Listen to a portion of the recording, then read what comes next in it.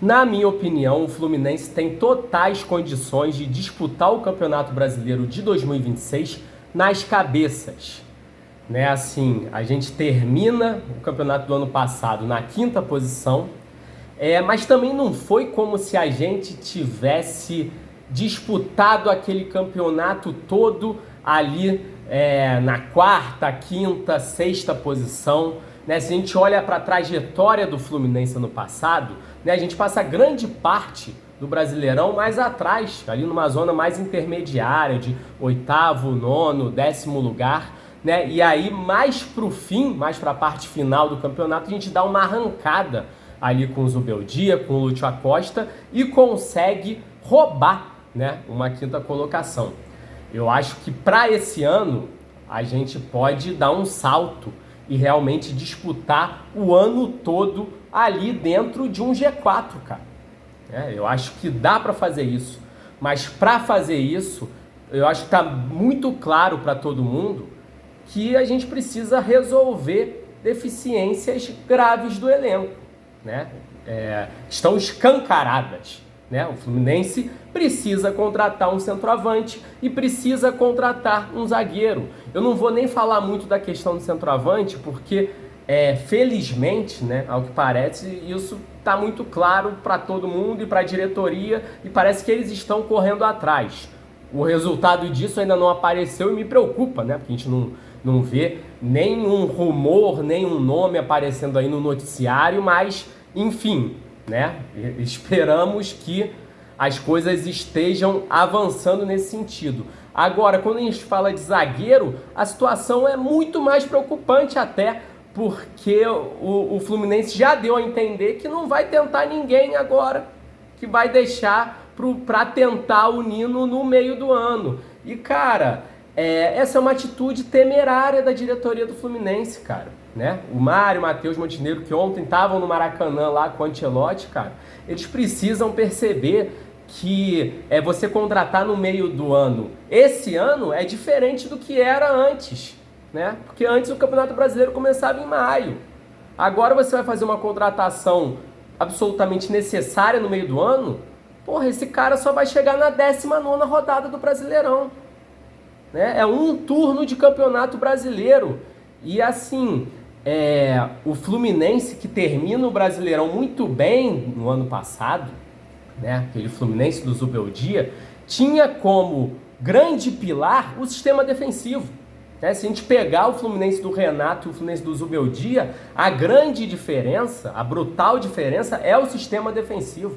Você pega ali, a média de gols sofridos é uma diferença muito marcante, né, cara? E assim, eu não vou tirar nenhuma grande conclusão a partir desses primeiros jogos da temporada. Mas assim, não tem como você não olhar, não olhar para esse sistema defensivo do Fluminense para essa temporada com preocupação a partir do momento em que a gente perde um Thiago Silva, brother. A gente perdeu um Thiago Silva, né? E aí, né, como eu disse, né, fazendo a ressalva de que, porra, primeiros jogos da temporada, mas assim, a impressão que o nosso sistema defensivo tem passado não é boa, né? O Fluminense tomou gol em todos os jogos e já tomou coisa de 5 gols em bola aérea, né, cara? E a gente tem um zagueiro titular que assim, e eu não sou daqueles que só acha o Freitas uma merda absoluta, que não tem absolutamente nada de bom, né? E é isso, assim, eu acho que o Freitas, ano passado, ele teve seus altos e baixos, né, cara? Ele mostrou, sim, qualidades, mas sempre foi um zagueiro que preocupava, cara, preocupava, né? Eu mesmo falava, né, com meus amigos que, porra, cara, eu tenho medo do Freitas no momento decisivo da temporada, né? Fazer uma merda. E assim, ele foi vilão no momento decisivo da temporada passada, né? No primeiro jogo ali das semifinais da Copa do Brasil contra o Vasco, o Freitas faz uma das piores atuações de um zagueiro que eu vi em muito tempo, né? Foi uma coisa bizarra. E assim, é uma amostra muito pequena esse ano, né? Se não me engano, foram 3 jogos dele, mas ele começa o ano muito inseguro, né? Muito inseguro, sendo vaiado ali com 20 minutos de jogo, que é uma coisa que normalmente eu não aprovo muito, né, que a torcida faça, mas é falar para vocês que no contexto atual, cara, toda a pressão no sentido de que a diretoria tem que entender que é preciso, é prioridade contratar um zagueiro agora, toda a pressão nesse sentido, para mim, é bem-vinda, cara. Né? Se precisar disso, para os caras perceberem, que seja, né? Que seja. Assim, porque é isso, né? O pilar do time do Zubeldia era o sistema defensivo. Se você tira um Thiago Silva, a chance desse pilar desmoronar, cara, é muito grande. E aí, a partir do momento em que esse pilar desmorona, a gente vê uma temporada que poderia ser promissora, de a gente, disputar sempre ali nas cabeças no Brasileirão, ser uma temporada decepcionante, né? No sentido que a gente não vai conseguir dar um salto em relação à temporada passada, mano. Isso pode muito bem acontecer se ficarem nessa de esperar até o meio de ano para pegar Nino. E não é nem para pegar Nino, né? É para tentar Nino, né? Para possivelmente tomar mais um não do Zenit pelo Nino, né? Então, assim, para mim não tem cabimento, né? É absolutamente necessário que se contrate centroavante, que se contrate um zagueiro. Né? Entrando no jogo de ontem, né, na nossa vitória contra o Grêmio, na estreia do Campeonato Brasileiro, para mim foi uma estreia muito positiva, né? Porque, cara, bem ou mal, a gente está falando da estreia do time titular no ano, né? O time titular mesmo foi a primeira vez que atuou, né?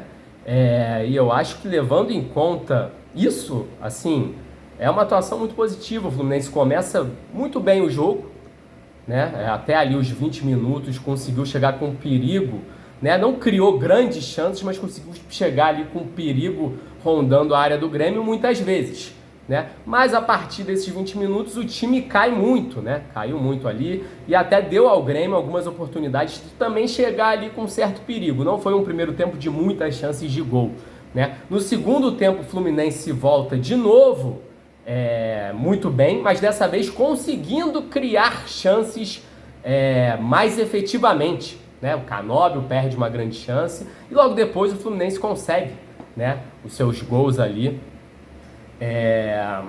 com o golaço do Lúcio Acosta, né, o segundo gol, e com o gol ali do... Caralho, mano, esqueci quem fez o primeiro gol. Meu Deus do céu, esqueci quem fez o primeiro gol, mas enfim, né, o Fluminense consegue ali fazer o resultado, o 2-0 logo no início, né? O primeiro gol, o Freitas lança para o Canóbio faz a jogada pela direita, inverte o jogo, o Serna ali domina para o John Kennedy, que fica ali, deixa para o René chuta, e o Nonato chega empurrando para as redes, né? 1-0 Fluminense. Enfim, eu acho que o Fluminense, de novo, né? Segundo tempo, faz uma primeira metade de segundo tempo muito boa.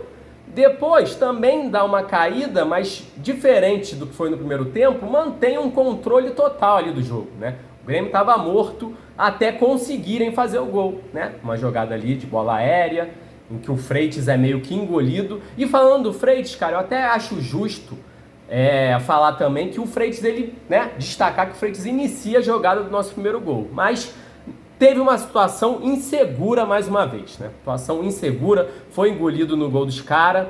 E depois do gol do Grêmio, o Fluminense, né, meio que sente muito e toma um sufoco ali que não era para tomar. E quase toma um empate, né? A gente não tomou o empate porque o Grêmio perde uma chance inacreditável, né? Realmente não era para eles conseguirem um empate a partir do momento que eles desperdiçam a chance que eles desperdiçaram, né? Mas é uma partida que, se a gente olhar para o que foi o jogo, né? A vitória do Fluminense é totalmente condizente com o que foi a partida, né? O empate seria um golpe duro demais para a gente, né? O Fluminense joga bem de uma maneira geral. Eu acho que individualmente, né, aquilo, não tem como não destacar o Lúcio Acosta, né, de novo, já o início, né, a primeira coisa que acontece ali, nem a transmissão pegou direito, primeira coisa que acontece ali no jogo é o Lúcio Acosta já deixando o John Kennedy numa condição boa de finalizar. Assim, é craque, né? Eu acho que o torcedor do Fluminense sabe melhor isso do que o resto do Brasil. A gente está numa situação hoje parecida com o que aconteceu com o Arias, né? Em que o torcedor do Fluminense durante muito tempo já sabia, porra, é um dos melhores jogadores do Brasil, né? E demora um pouco para, né, no cenário ali, na discussão do futebol brasileiro, o cara ser reconhecido como que ele realmente é. E assim, eu não tenho dúvida que o Lúcio Acosta hoje é um dos principais jogadores do futebol brasileiro, é um dos melhores jogadores do futebol brasileiro, né? O Fluminense realmente tem um craque ali no seu time. Eu acho que o Martinelli fez um excelente segundo tempo, né? Dá um passe ali para o Canóbio maravilhoso, distribui muito bem o jogo no segundo tempo, né, cara? Serna e Canóbio não estavam num dia inspirado, né? Mas é aquilo, Serna e o Canóbio, mesmo quando não estão inspirados, muitas vezes conseguem ser importantes e decisivos, né? Tem participação muito importante na jogada do primeiro gol, né? E a gente teve também, individualmente, eu gostaria de destacar, né? Por mais que o Samuel Xavier não tenha feito um bom jogo ontem, ele chegou a 250 partidas com a camisa do Fluminense, que é uma marca de uma relevância muito grande, né? Um dos grandes laterais direitos aí da história recente do Fluminense e da história do Fluminense de uma maneira geral, né, cara? Um histórico lateral direito do Fluminense. Mas é isso, né? O Fluminense tem condição de brigar lá em cima o ano todo, mas precisa resolver algumas pendências, né? Vamos ver se isso vai acontecer. Valeu, saudações tricolores, grande abraço, valeu!